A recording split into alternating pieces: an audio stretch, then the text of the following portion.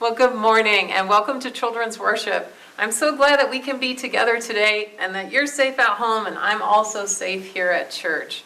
That's because you and I and all of us make this beloved circle whole no matter where we are. So let's begin by rising up in body or in spirit and singing Come, Come, Whoever You Are. This song is all about welcoming each other in even when we make mistakes. Here we go.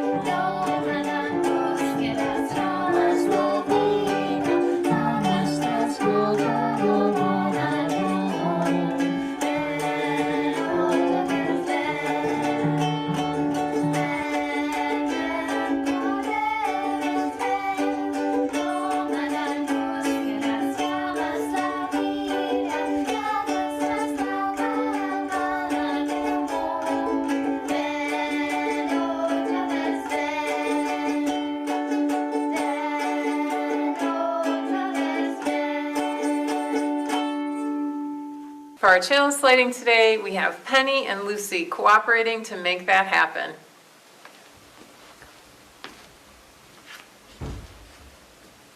Life is a gift for which we are grateful. We gather in community to celebrate the glories and mysteries of this great gift.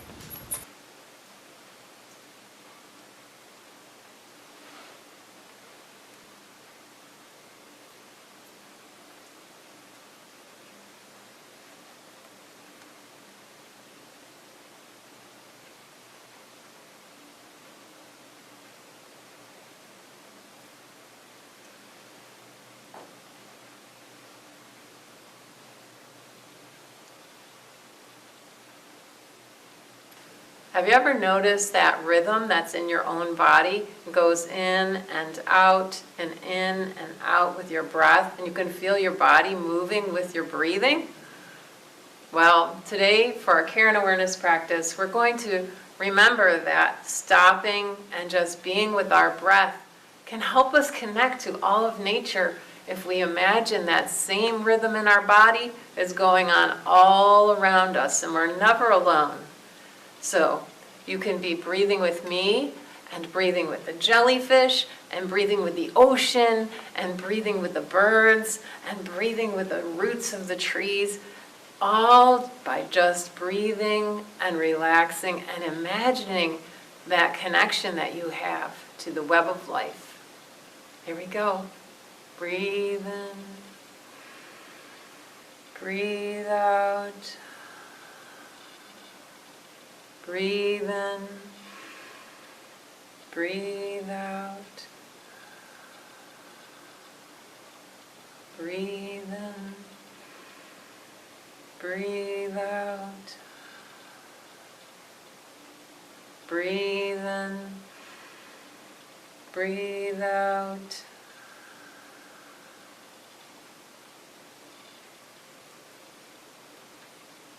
For our moment of inquiry today, I wanted to share with you something that happened at church.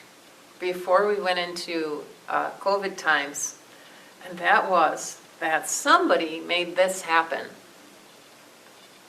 It may look like some ordinary sculpture that a child made, but actually somebody glued parts that we use in the Good Neighborhood room for designing stories. Somebody decided to be, I think, funny and glued them all together.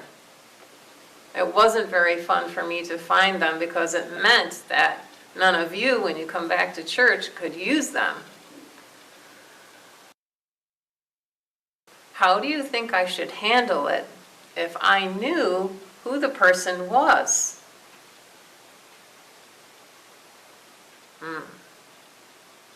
Number one, the first choice would be punishing. That means I'd just say, here's the punishment and you have to take it. You have no decision in it.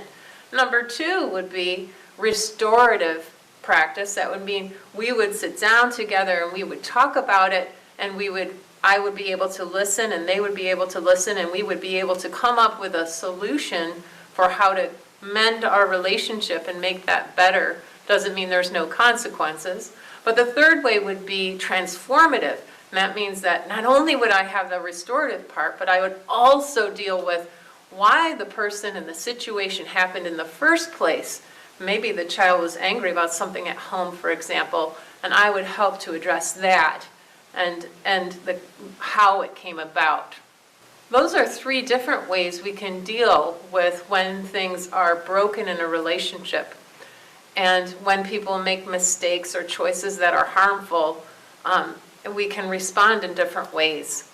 So this story is a story from the Bible, and it's about what happens to siblings when one of them makes a big mistake or several mistakes, and the other one has to respond to it.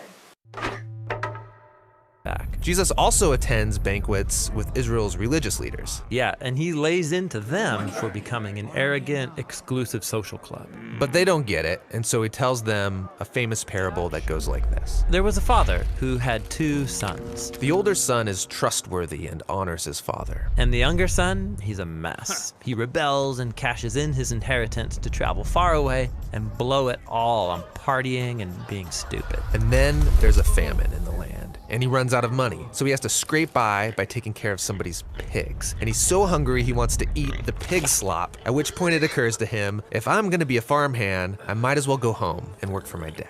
At least I won't be eating pig food. So he treks back home, rehearsing his apology. Now, the father is certain that his son did not survive the famine. But then, one day, he sees someone walking down the road. It's his son. He's not dead. And so the father runs to him and embraces his son, kissing him all over. The son starts his speech.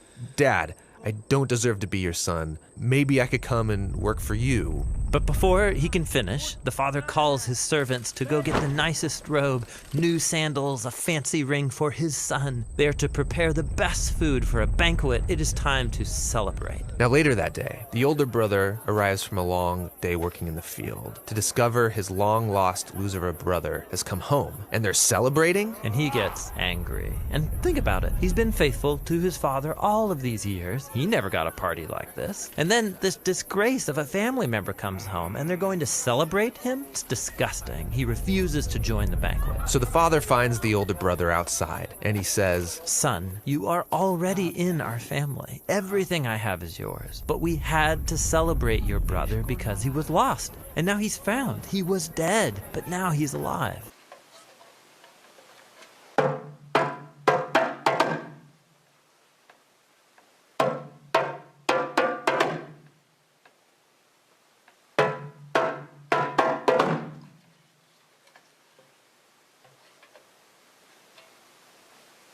As you're wondering about what that story has to teach or remind us about, I'd also like for you to hold in your heart maybe a time when you forgave someone or someone else forgave you recently.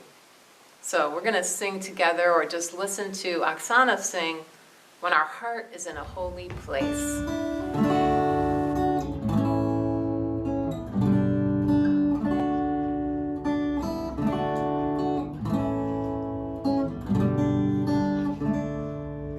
When our heart is in a holy place, when our heart is in a holy place.